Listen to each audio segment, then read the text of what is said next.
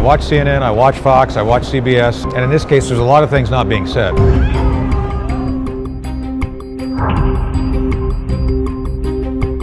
It almost certainly is a recombination event that was laboratory driven.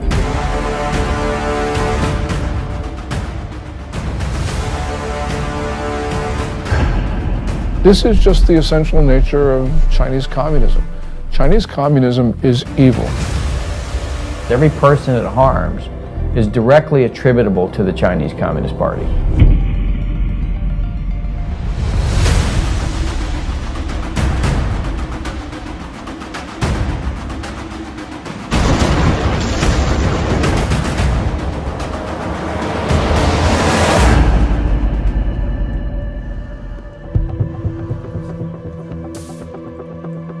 I began looking into the origin of the now widely known coronavirus in early February, with its timing amid the Hong Kong protests, the Taiwan elections, and the US-China trade war. My name is Joshua Phillip. I'm an investigative reporter at the Epoch Times in New York, writing about the Chinese Communist Party's programs of espionage and unconventional warfare for well over a decade. Videos and messages from Chinese citizens leaking through the censorship suggested the situation was much worse than what the regime was reporting. As my research progressed, initial answers turned into more questions. I soon realized there was much more to the story than we were being told. Today, the coronavirus is impacting over 100 countries around the world. Billions of lives are at risk. And from what is said by the Chinese Communist Party, this allegedly started spontaneously in a seafood market in Wuhan, China.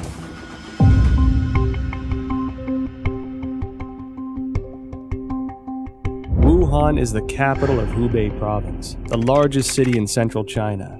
Huanan Seafood Market is located in Jianghan district of Wuhan City and is a large, comprehensive market that includes pork and a variety of frozen seafood, flavored spices, as well as some game meats. The first thing that received public attention about the epidemic was an internal notice from the Wuhan Health Commission. There has been a continuous occurrence of pneumonia cases of unknown cause. The notice issued on December 30, 2019, clearly required all medical units to report similar cases of unknown pneumonia.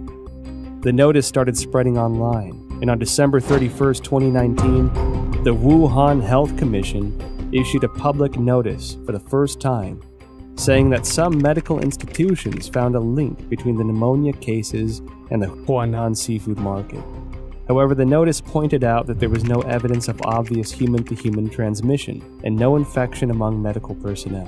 On January 1, 2020, the Huanan Seafood Market posted a notice of closure. This was followed by a thorough cleanup of the market, which as an investigative reporter seemed rushed. Guan Yi, a well-known Hong Kong expert, echoed my concern that the move was like destroying a crime scene. Since then, Wuhan officials have repeatedly said that most cases of pneumonia in Wuhan have a history of exposure to the Huanan seafood market.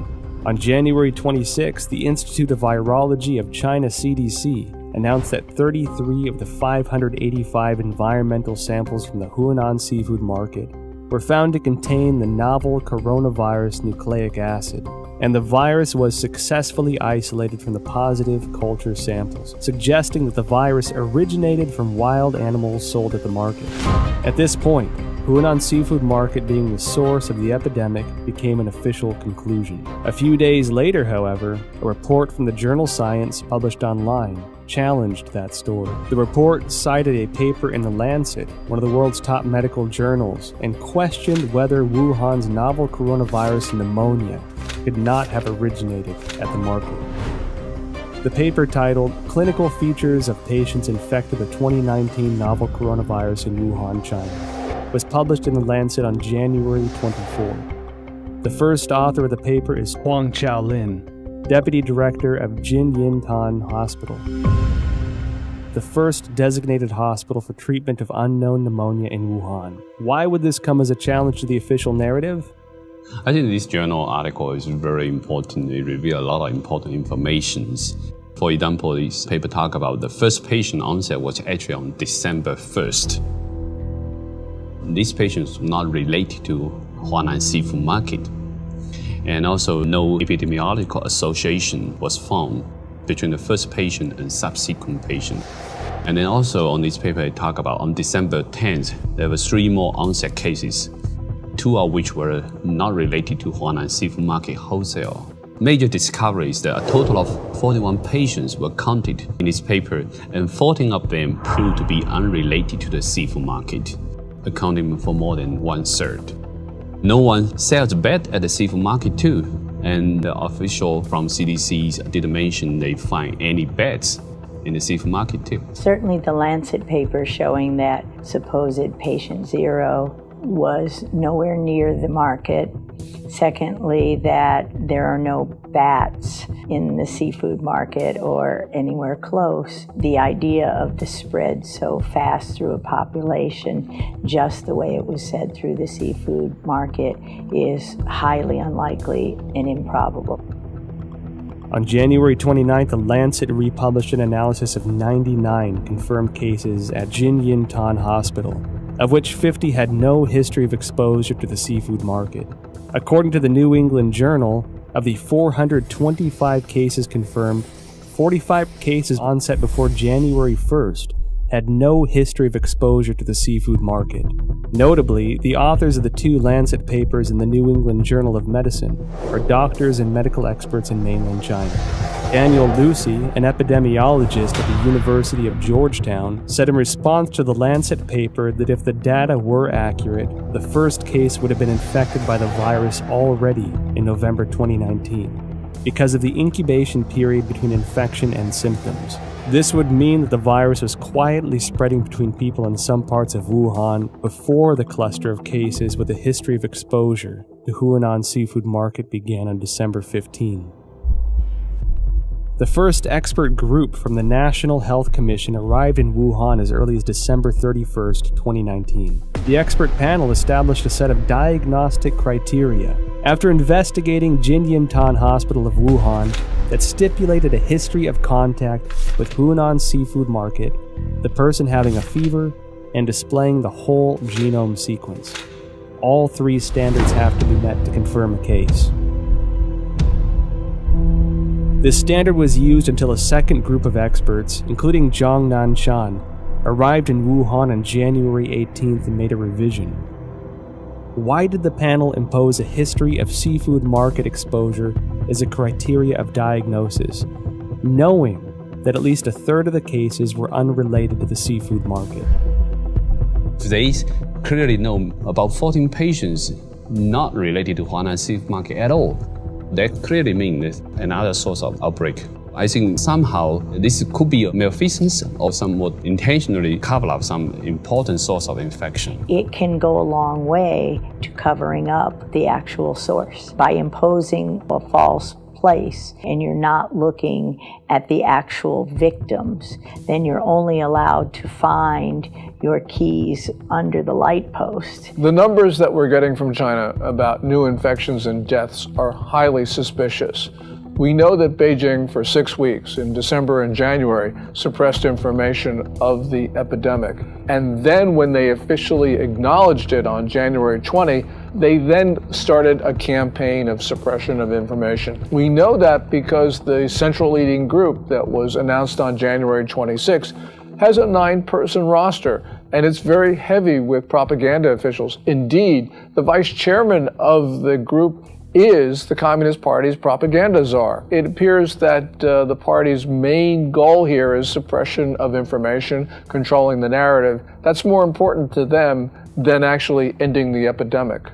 I was in China when SARS happened, and we were evacuated, and it was the exact same thing. There's no transparency. They tried as long as they could to cover it up until finally it was just like with the coronavirus, they could no longer cover it up, and then they proceeded to act. I mean, I think from my perception back then, their response to it is exactly the same.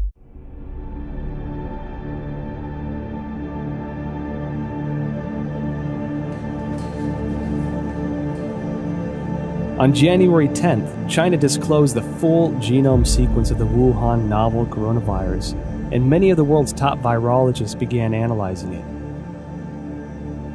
As early as January 7th, academic Zhang Yongzhen from the National Institute of Communicable Disease Control and Prevention, along with the School of Public Health of Fudan University, submitted a joint paper to Nature. The paper was published on February 3rd and pointed out that the Wuhan coronavirus is closely related to CoV-ZC45 and CoV-ZXC21, two viruses sampled from bats in Zhoushan by the People's Liberation Army. The Wuhan coronavirus has an 89.1% nucleotide similarity to the CoV-ZC45 virus and even exhibits 100% amino acid similarity in the NSP7 and E proteins.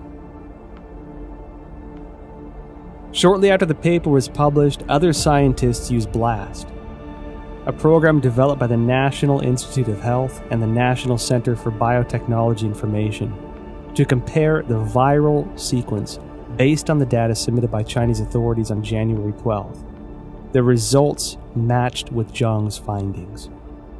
Another scientist, Lu Raojian from the Chinese Center for Disease Control and Prevention, and their team also published a paper in The Lancet on January 30. The paper stated that the Wuhan virus has an 88% similarity to two bat-derived SARS-like coronaviruses collected in Zhoushan, Zhejiang province of China. The earliest discovery of this bat-derived virus is by an expert from the Research Institute for Medicine of Nanjing Command. A paper published in 2018 states that scientists from this institute detected many SARS-like coronaviruses in bats from Zhoushan City, also known as bat-like coronavirus, Zhoushan virus. In short, scientists found the Wuhan coronavirus, the current pandemic, is highly similar to a bat SARS-like coronavirus previously discovered by the Nanjing Military Research Institute, showing 100% amino acid similarity in NSP7 and envelope protein, the E protein. What does this high similarity reveal? Hard to see a protein is 100% identical when the virus jumps species. And so that was suggesting maybe the virus could be generated with a reverse engineer process. I certainly believe that the 100% amino acid similarity says it can't possibly be a natural mutation. It almost certainly is a recombination event that was laboratory driven.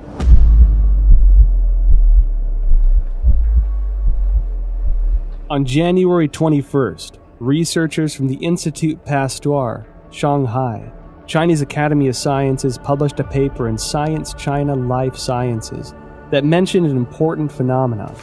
The sequence of a key part of S protein of Wuhan virus has high homology with the SARS virus. What are S proteins? In the well-known coronavirus picture, they are little mushrooms attached to the surface of the virus.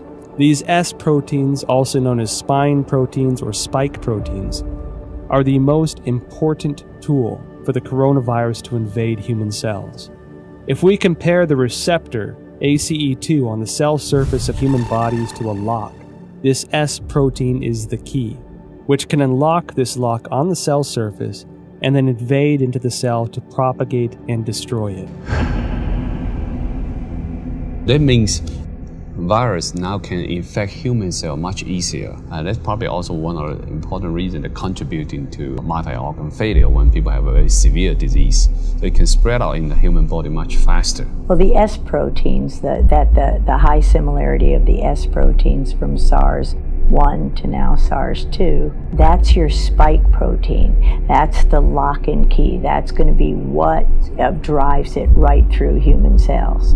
And so we know that's the pathogenic spike protein that for the original SARS. So now you're allowing that access to human tissues because the spike proteins of the natural evolutionary strains don't infect human cells at all. So that research has been going on at Wuhan and published since 2007. And clearly, if that spike protein from SARS weren't on the new COVID-19 or SARS-2, it wouldn't be able to enter human cells. So So again, this is evidence that it couldn't go through the Wuhan seafood market, because how did you get that spike protein off the original SARS from bats or any other way? It's lab-derived. Research into the virus genome sequence revealed many essential data points. According to a February 28 report in the South China Morning Post, the Shanghai P3 laboratory, which first shared the Wuhan coronavirus genome with the world, was ordered to close by authorities, impeding further research on the virus. Professor Zhongyang Zhen and his team, who published the genome sequence on January 11th, worked at this laboratory. According to a February 26 report on Caixin, Zhongyang Zhen's team isolated and completed the genome sequence of the previously unknown virus on January 5th. On the same day, the Shanghai Public Health Clinical Center reported the discovery to the National Health Commission and recommended prevention measures. No response was received as of January 11th. And it was then that the team decided to publicize the virus genome sequence on virological.org, becoming the first team to do so in the world. Caixin also reported that the Hubei Health Committee already notified genome sequencing organizations on January 1st regarding the cessation of analysis of Wuhan virus samples. Existing virus samples must be destroyed. Information on the samples, related to papers and related data, are all prohibited from release. On January 3rd, China's National Health Commission distributed Notification Letter 2020 No. 3, in which a similar directive was presented. Afterwards, the once active Chinese scientific community suddenly fell into an eerie silence. What was the Chinese Communist Party trying to hide? This is telling us the Chinese government is censoring this information. They do not allow the samples to be sequenced, or do not allow the sequence to be published or submitted to the gene bank. Its response to this virus is extremely troubling. It ignored it for 6 weeks. It allowed it to spread around China.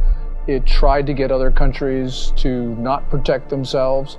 This is dangerous, irresponsible behavior, and it's endangered not only the Chinese people, but people around the world. There is no other way of looking at it. They are responsible for the continuation of this coronavirus. And every time it comes back, because it will come back, because it's going to be with us now permanently, it will come back, and every person that it kills, every person it harms, is directly attributable to the Chinese Communist Party.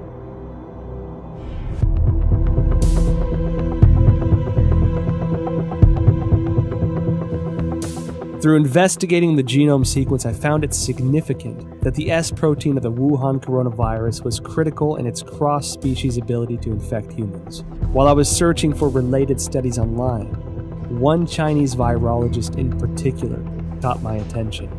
She spent many years researching bats and coronaviruses. She was the first to locate the key to how coronaviruses can overcome cross-species barriers in order to directly infect human bodies.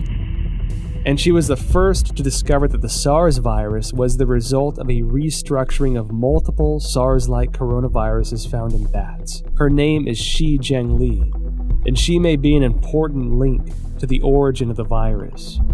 Wikipedia describes Shi Zhengli as a, quote, Chinese virologist and researcher at the Wuhan Institute of Virology, which is part of the Chinese Academy of Sciences. Further investigations show that Shi Zhengli has been a figure of controversy since the Wuhan virus outbreak. This is due to a paper she published in 2015 discussing her own research into synthetic viruses. Caixin, a media company with ties to the Chinese Communist Party, interviewed Shi Zhengli in an attempt to refute these rumors. Dr. Zheng Li is one of the top experts in China studying about coronavirus in Wuhan Institute of Virology. She has so many publications from collecting, identify bad coronavirus from bad caves. Her lab has these capacities and very sophisticated capacity to generate mutations to make it best fit in human expression as well. Delving further into related information, I discovered that Shi Zhengli published not one, but 4 papers in total, each of which contains important information. Since the SARS outbreak in 2003, Shi Zhengli has been conducting research on coronaviruses. From 2010 onward, the focus of Shi and her team was redirected to identifying the capacity for coronavirus transmission across species, specifically putting the spotlight on the S protein of the coronaviruses. In other words, her team's research in the Wuhan lab has been looking into the part that can make coronaviruses transmittable to humans. In June 2010, a team including Shi Zhengli published a paper. It describes research to understand the susceptibility of angiotensin converting enzyme 2 ACE2 proteins of different bat species to the S protein of the SARS virus. In the experiments, they also modified key amino acid convents to mutate the bat's ACE2 to examine compatibility with the SARS S protein. This paper demonstrated their awareness of the special relationship between the S protein and the ACE2 receptor. It also signified that Shi had unearthed the passageway for coronaviruses into human bodies. In October 2013, Shi and her team published a paper in the authoritative science journal Nature. They claimed a breakthrough in coronavirus research. What was their breakthrough? They successfully isolated 3 viruses from bats, one of which had an S protein that integrated with human ACE2 receptors. This effectively demonstrated the human infection of SARS-like viruses to humans without the need of an intermediary host. Then, in November 2015, Shi and her team at the Wuhan lab once again published a paper, this time in the British journal Nature Medicine. They discussed the creation of a synthetic virus, a self-replicating chimeric virus. This virus had the SARS virus as the framework, with the key S protein replaced by the one they had found in a bat coronavirus she mentioned in her 2013 paper. This new virus demonstrated a powerful ability for cross-species infection. The mice infected with this synthetic virus revealed severe lung damage with no cure. This symbolized that Shi's successful splicing of the SARS virus was a key to open the door to the cross-species transmission. What is startling is that these successful experiments on mice were only the tip of the iceberg. They planned to further experiment on primates. Although Shi Zhengli did not indicate any conclusion from this research, her move to research on primates suggests this was to more closely simulate the infection of humans with this new synthetic virus. This wasn't done without controversy, however. Shi's experiments quickly triggered widespread debates from the academic community. Simon Wayne Hobson of the Pasteur Institute in France expressed deep concerns. He told Nature, if the new virus escaped, nobody could predict the trajectory. Propagation could happen anywhere. His statement is exactly what's happening, that the virus is everywhere and it could not spread that fast through various countries unless it's been spread via laboratories, via the mail, via research scientists studying that. Additional studies very strongly support the idea that this new coronavirus came from a recombination event, that is a cutting and pasting of 2 different viruses. So her work proves or strongly supports the hypothesis that it could not possibly have been generated in a natural zoonotic transmission, but had to come from a hospital setting, the laboratory setting, almost certainly the biosafety level for Wuhan research facility. However, this did not terminate Shi's research. On November 14, 2018, Shi Zhengli spoke at the School of Life Sciences and Biotechnology at Shanghai Jiaotong University. The topic was bat coronavirus and its cross-species infection. Reports of this event have since been deleted from the university website. I discovered 2 more significant pieces of information regarding the dangers of the research conducted by Shi Zhengli's team. First, On October 16, 2014, the Obama administration, wary of the potential threats to public health from the gain-of-function GOF research into SARS, MERS, or influenza, announced through the National Institute of Health that it was suspending funding into similar research. The funding pause included Xi Jinping's research project, genetic engineering of SARS-like coronavirus in bats, a collaborative effort with Dr. Ralph Barrick, a virologist at the University of North Carolina. Second, after the Wuhan outbreak, Indian researchers compared the S protein sequence between 2019 nCoV and SARS. They discovered that 2019 nCoV had 4 new sequences inserted, all of which can be found in HIV sequences through a search on GenBank. Shi Zhengli discredited those observations, although she never denied the existence of the 4 inserted sequences. However, scientists probing GenBank found that there were only 3 viruses containing all sequences. The first is the HIV virus itself. The second is a bat coronavirus discovered by Xi. And the third is this new Wuhan coronavirus. We've done this kind of work for now 40 years for me. There's the sequence analysis and comparison of the virus of the SARS-2 COVID-19 apparently has genes that come from other human and other species, including some envelope, the GP41 from HIV. What is the HIV's GP41? The answer I found online describes GP41 as a protein of HIV that acts as the key to infecting human bodies, resulting in the functional failure of the immune system.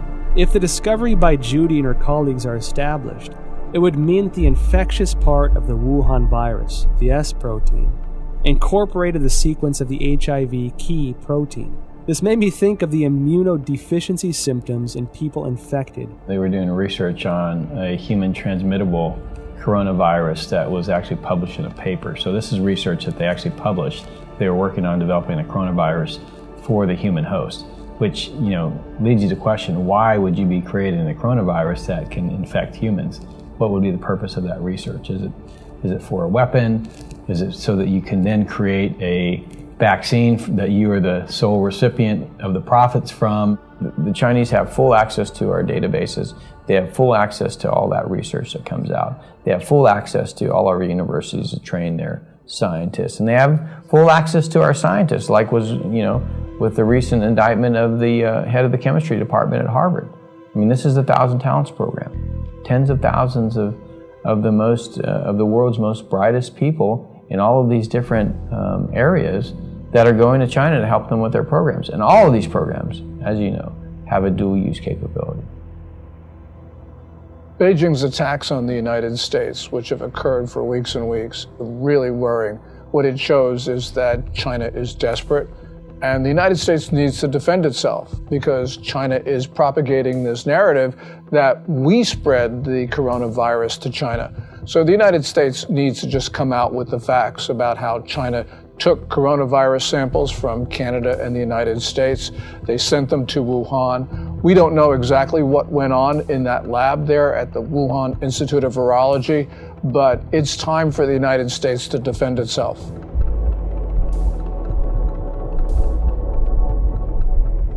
January 23rd, 2020. The Wuhan virus exploded.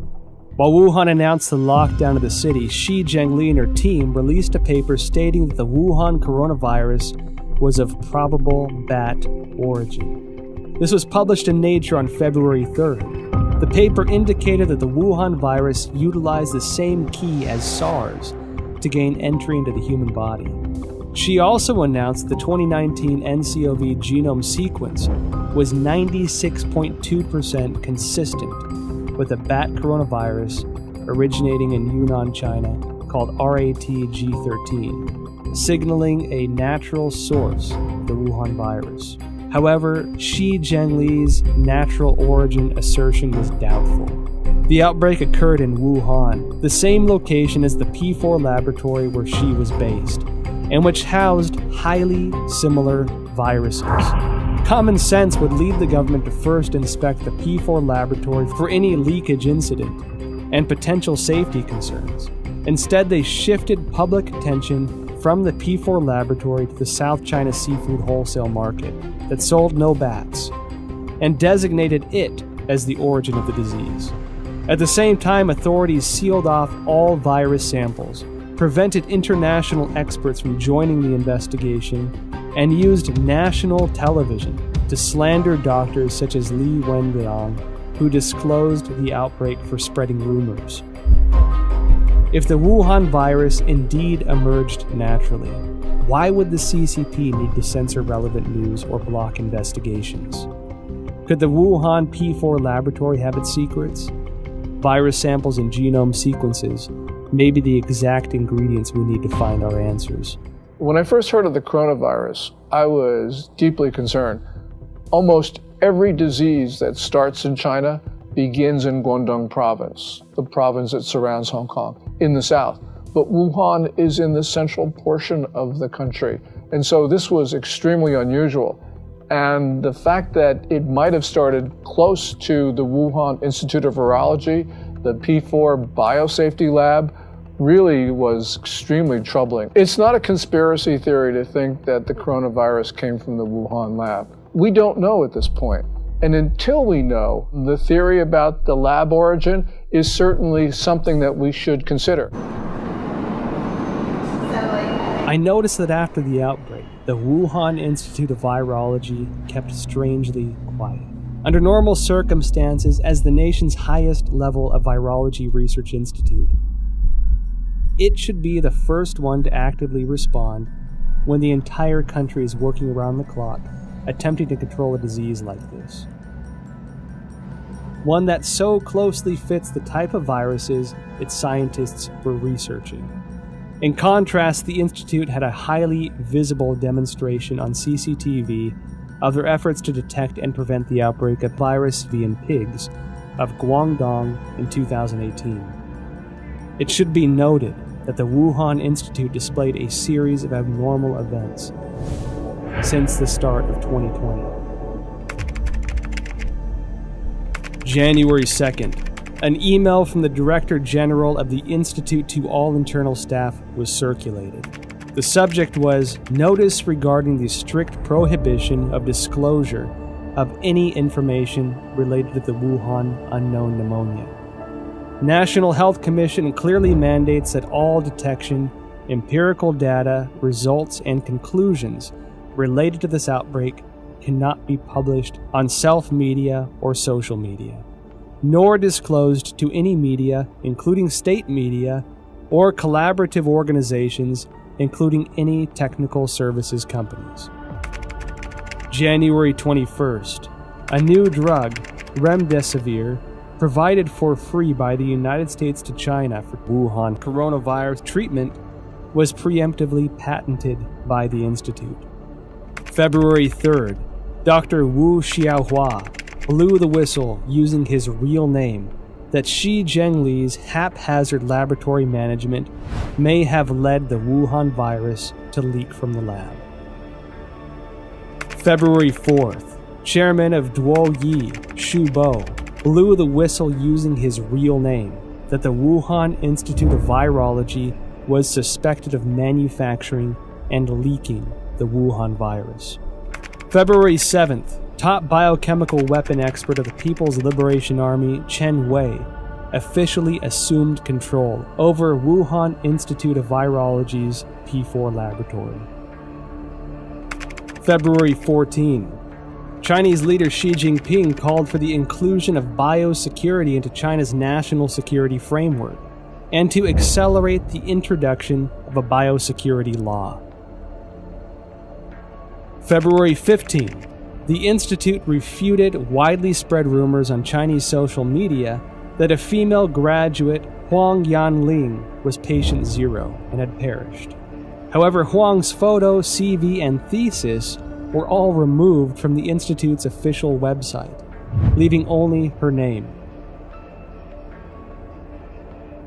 February 17, Institute researcher Chen Chuanjiao blew the whistle using her real name that Director General of the Institute, Wang Yanyi, was suspected of leaking the virus.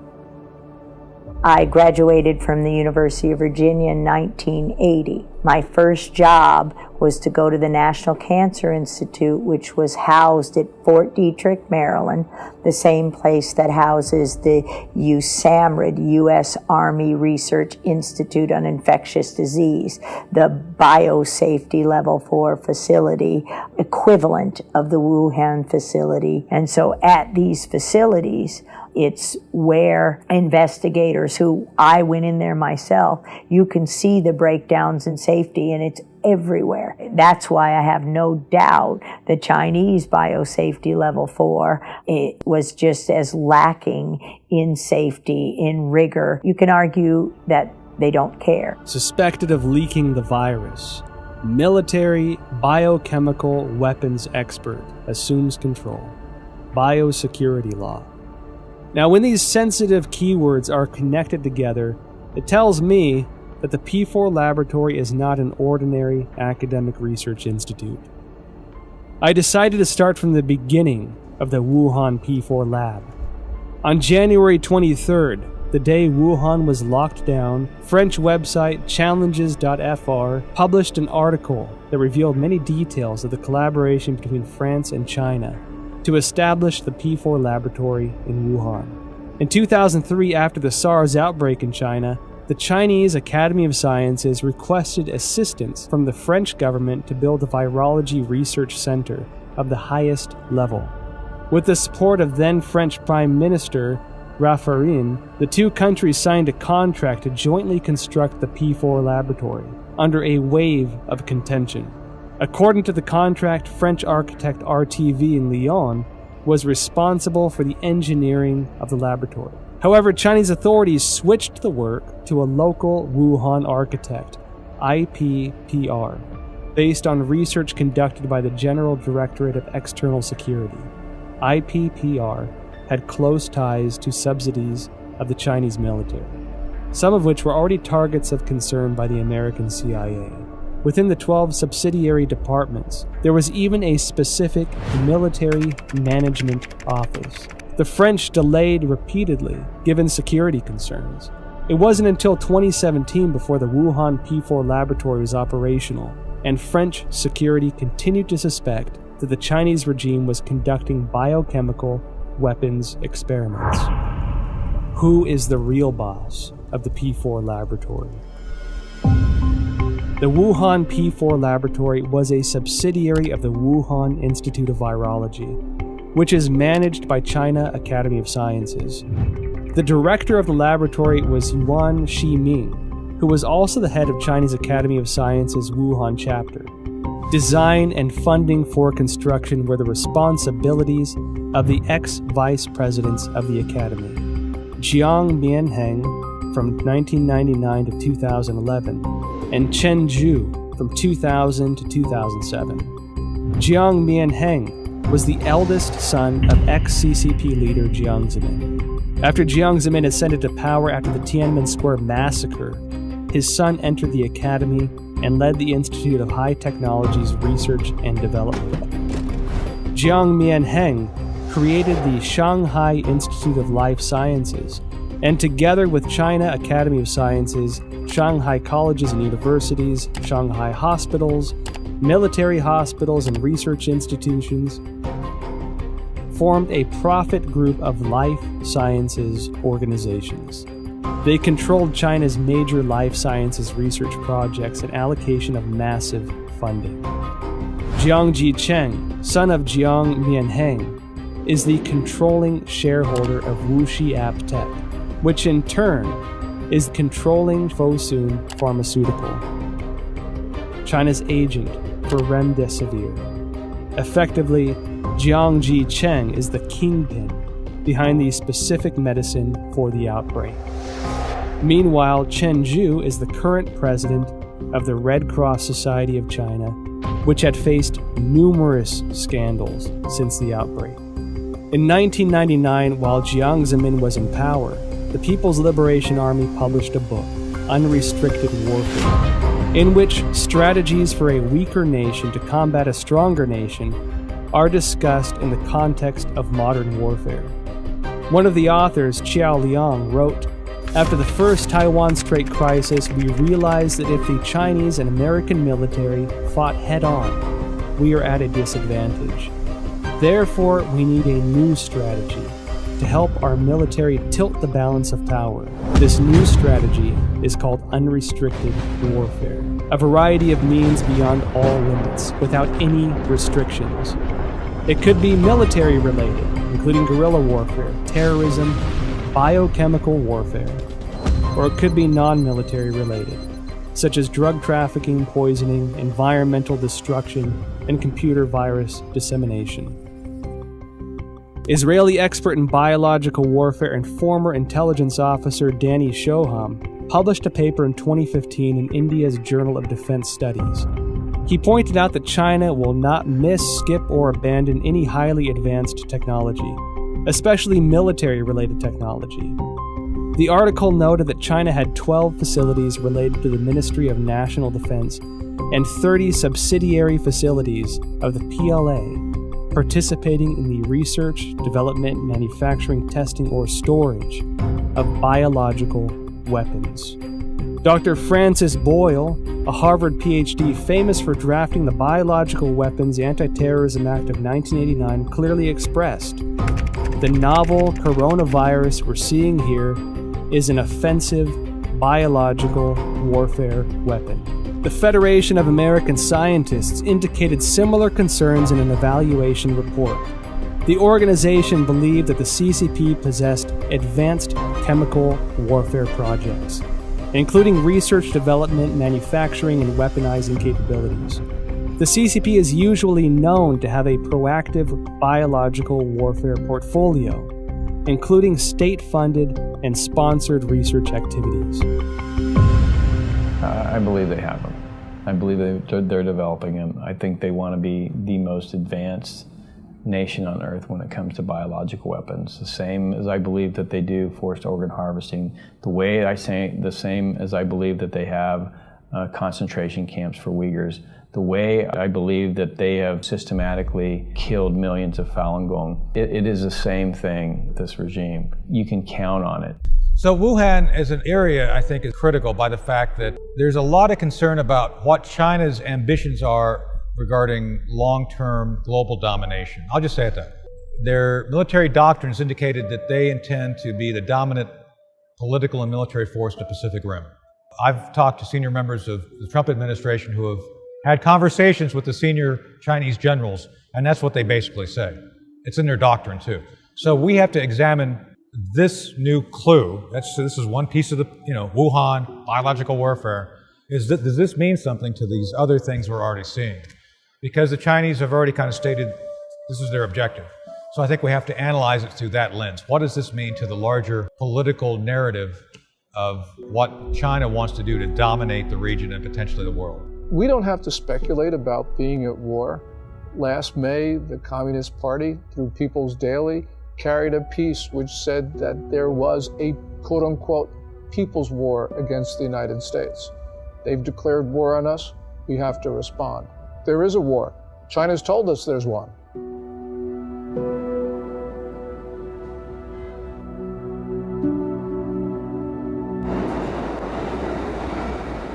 At present, the Wuhan coronavirus pandemic has spread to about 190 countries, with no signs of slowing down. The United States announced a state of national emergency. Europe became the new center of the outbreak. The world's largest art museum, the Louvre, and the Eiffel Tower closed to the public. Tragic scenes, previously only found in Hollywood films, are now playing out live on the world stage. And given how closely it seemed to align with the Chinese regime's narratives, I can't help but question the role the WHO had in this catastrophic pandemic. Well, I think all you have to do is look at the photo of Tedros and Xi shaking hands, Xi standing there, Tedros going up to there, and it really is indicative of how China controls many of these international institutions. You can see that the WHO is essentially following Chinese Communist Party's guidelines. You can see that the UN Human Rights Council is similarly following what China does. From the very beginning of the coronavirus outbreak, the Communist Party has done its best to prevent the CDC and others from studying the origin of this disease. We don't know what's there, but the fact that the Communist Party is covering this up should trouble us deeply. Then you see the World Health Organization take over YouTube. And what's amazing is now at the bottom of every YouTube video, even from Chris Martenson with his daily updates, he's just reading facts. Now it's the World Health Organization is a forced link to go to the site. So for any person who doesn't know who the World Health Organization, they go there to get the propaganda. Not the facts, not the truth, they get the propaganda, they get the talking points from the World Health Organization. And that is also it's a shame that American corporations, especially social media, like Google, like Facebook and Twitter, they're trying to censor or ban or shadow ban or manipulate algorithms, so on and so forth, to prevent an actual honest conversation.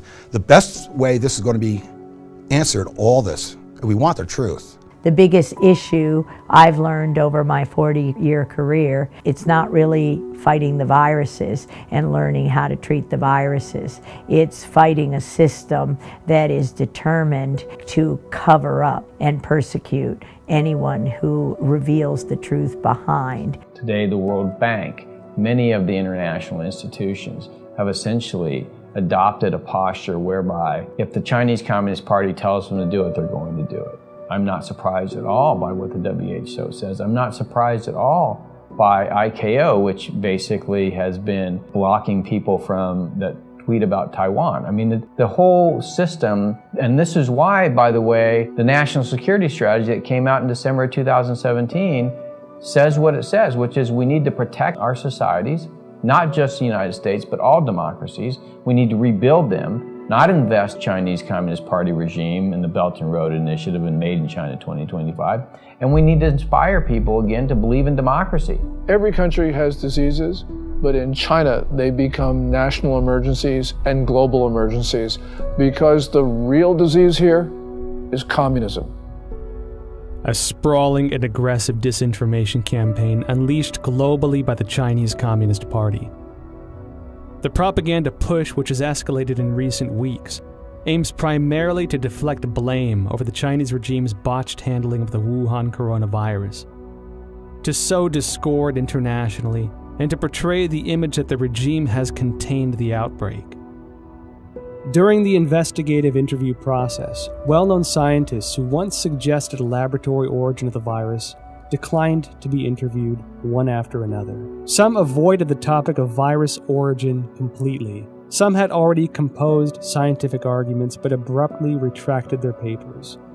I felt as if a giant net of censorship was cast by the CCP over virologists around the world. Silence at this time could have consequences for the health and lives of billions of people. I watch CNN, I watch Fox, I watch CBS, and I try to make my own assessment. And a lot of the time, you can figure out what's really going on by what they're not saying. And in this case, there's a lot of things not being said. Bottom line, they want to make money from China.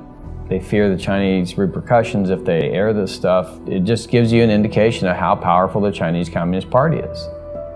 Chinese Communist Party suppressing speech in the West because these companies make money from China and they're afraid that they're not going to make, the Chinese Communist Party is going to punish them if they essentially publish this stuff or allow it to be aired. There is no other reason. I think we have to recognize, your audience who haven't seen it, I highly recommend Chernobyl, because the same basic governance model that screwed up Chernobyl, I would argue, is now in charge of the response of the coronavirus.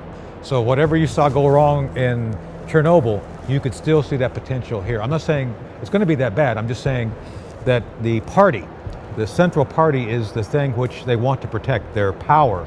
And people and nation issues are secondary to the continuation of power. Communist Party is malign and it is grossly irresponsible. It has pressured governments to keep their borders open, and it had to know that that would result in the fast spread of coronavirus to other countries. This is the worst sort of behavior And the world's got to understand that there will not be peace, there will not be good order and stability in the world as long as the Communist Party rules China. The Wall Street Journal writes a piece as China is a sick man of Asia. It needs to be corrected. It's not China is a sick man of Asia. It is the Communist Chinese Party that's a sick man of Asia. The Communist Party has policies that people abhor. And it's not just its reaction to the coronavirus. We see this with the suppression of rights, also with holding perhaps 1 million people, maybe even 3 million people in concentration camps. So this is just the essential nature of Chinese communism. Chinese communism is evil. While China pretends to be a responsible member of the international community, in reality, they are doing much to undermine the rule of law and human rights. We at the Epoch Times refer to the Wuhan coronavirus, or COVID-19, as the CCP virus, because the Chinese Communist Party's cover-up and mishandling allowed the virus to spread throughout China and create a global pandemic. On March 24th, Texas lawyer Larry Klayman filed a complaint in Texas federal court seeking at least $20 trillion from the Chinese government.